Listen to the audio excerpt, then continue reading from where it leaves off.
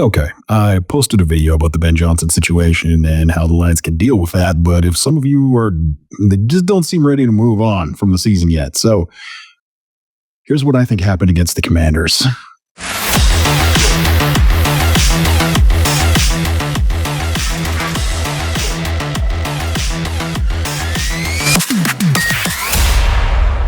Let's get to it. The Lions lost a close one in the division round, but if we're being honest, while it came down to an onside kick, it never really felt like the Lions had this game under control at any point. So why?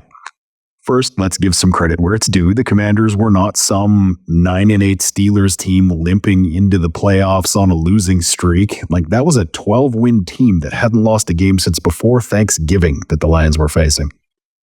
You remember when the Lions missed the playoffs by tiebreakers a couple years ago, and everyone was saying they were glad they weren't going to have to face the red-hot Lions because they were a buzzsaw that was going to cause some serious problems for teams? Well, the Lions just faced that in the Commanders. That team had not lost in months. Like, if the Lions had started that other season 1-5 instead of 0-6, they would have been what they just faced. And sometimes it happens. The Commanders are a good team. They're a well-coached team with a young quarterback who's showing what it would look like if the NFL bribed the NCAA to let players play for more than 4 seasons on a regular basis. Which they should, by the way.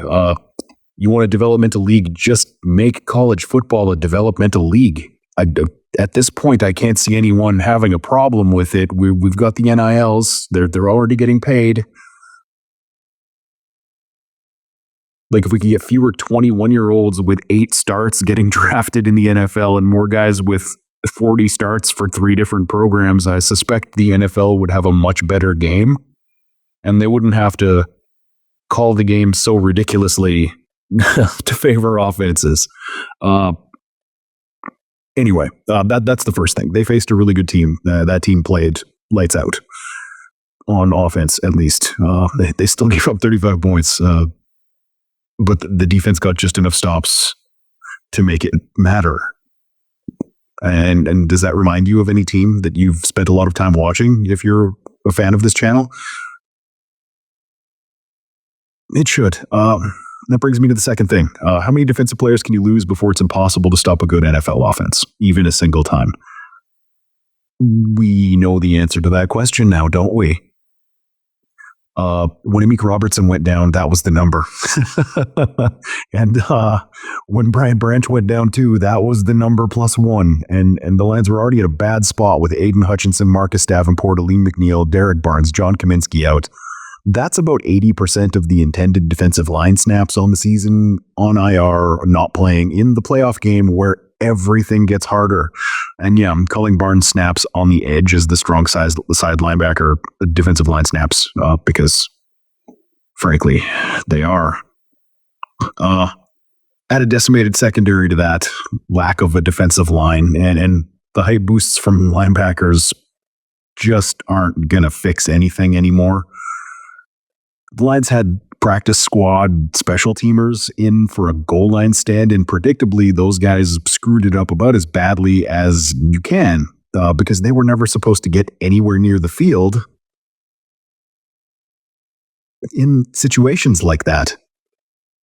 Like, the Lions next man upped about as well as any team ever has this season in the history of the league.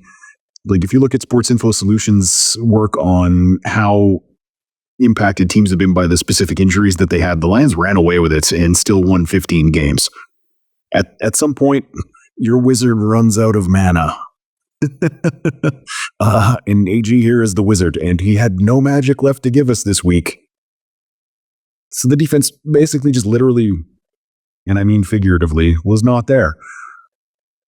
And I don't mean that as a shot at any of these players. They all went out. They played as hard as they can. But if you haven't had a practice rep in 2 months in a goal line situation because you're not supposed to be there, and then suddenly you're the guy who's supposed to be Brian Branch, do you know what sub packages you're supposed to be in on now?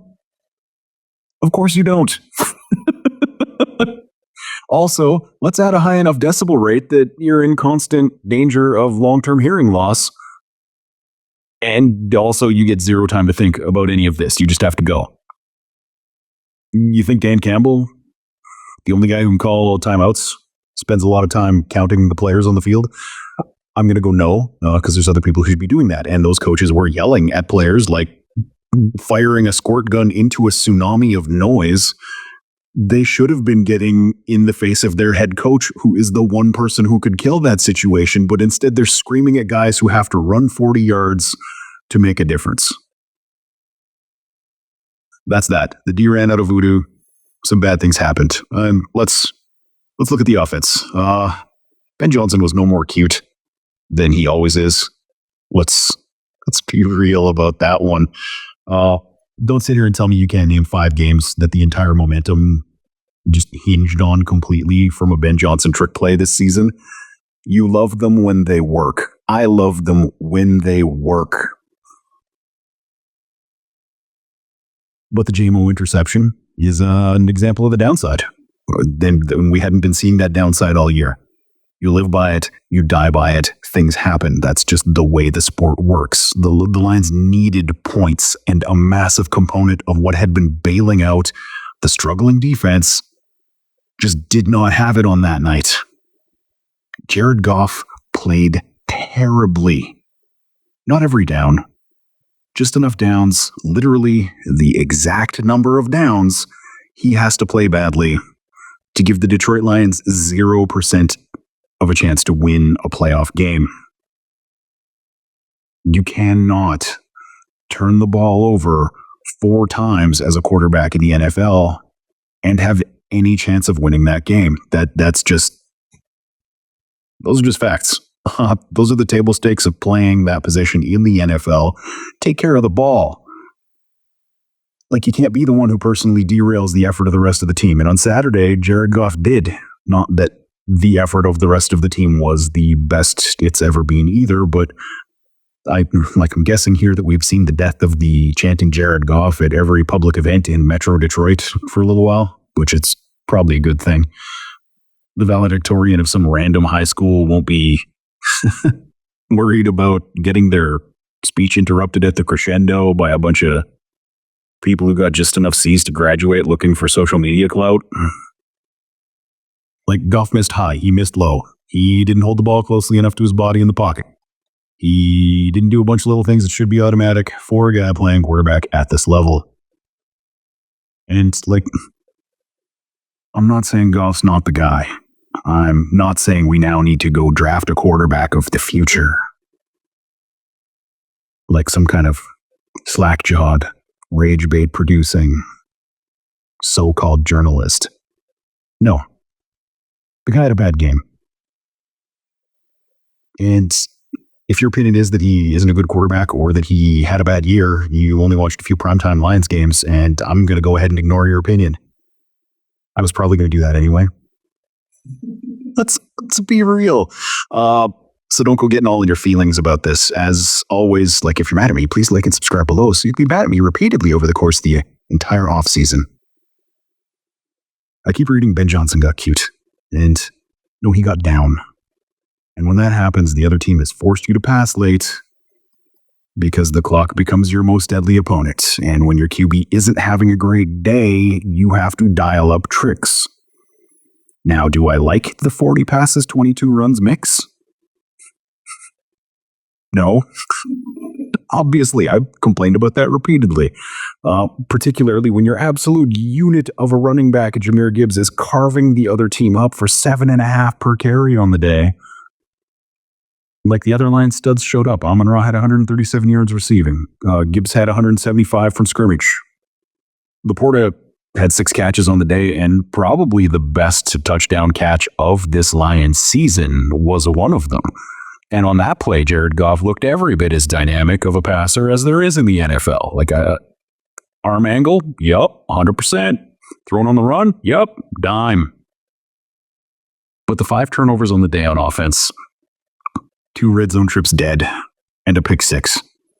That's a minimum 13-point swing in a game that they lost by 14. The story of how the Lions lost to the Commanders isn't complicated. It's not some conspiracy. The Commanders showed up riding a wave that they've been riding for 2 months. hottest team in the league, no question. The defense lost 2 more starters after having already lost more than half of the starting defense to injury, and another full squad of backups on top of those guys.